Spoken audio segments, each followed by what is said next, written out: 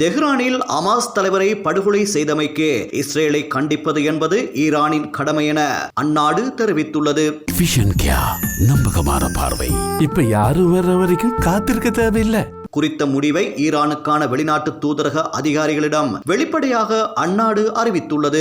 Hamas அரசியல் தலைவர் இஸ்மாயில் அனியே படுகொலை என்பது விதிகளை மீறிய நடவடிக்கை என்று குறிப்பிட்டுள்ள ஈரான் இது சாகச நடவடிக்கை என்றும் தெரிவித்துள்ளது. புதன்கிழமை அவசர கூட்டம் ஒன்றை ஏற்பாடு செய்துள்ள ஈரான் இஸ்ரேலுக்கு எதிராக நடவடிக்கை மேற்கொள்ள அரபு நாடுகளின் ஆதரவை திரட்டும் என்றே தெரிவிக்கப்படுகிறது. ஆனால் அரபு நாடுகளின் தலைவர்கள் பலர் இஸ்ரேலின் நடவடிக்கைகளை கண்டிக்க தயாராக உள்ளனர்.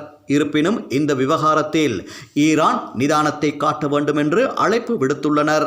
இஸ்லாமிய ஒத்துழைப்பு அமைப்பின் சிறப்பு அவசர கூட்டம் ஈரானின் கோரிக்கையை ஏற்று சவுதி அரேபியாவின் ஜெத்தா நகரில் அமைந்துள்ள தலைமையகத்தில் முன்னெடுக்கப்பட உள்ளது. இதனிடையே ஈரானின் எத்தகைய நடவடிக்கையானாலும் எதிர்கொள்ள தாங்கள் தயார் என இஸ்ரேல் தரப்பு அறிவித்துள்ளது. இஸ்ரேலுக்கு எதிராக அரபு நாடுகளின் ஆதரவை திரட்ட இதற்கு முன்னர் ஈரான் முன்னெடுத்த நடவடிக்கைகள் தோல்வியில் முடிந்துள்ளமை குறிப்பிடத்தக்கது.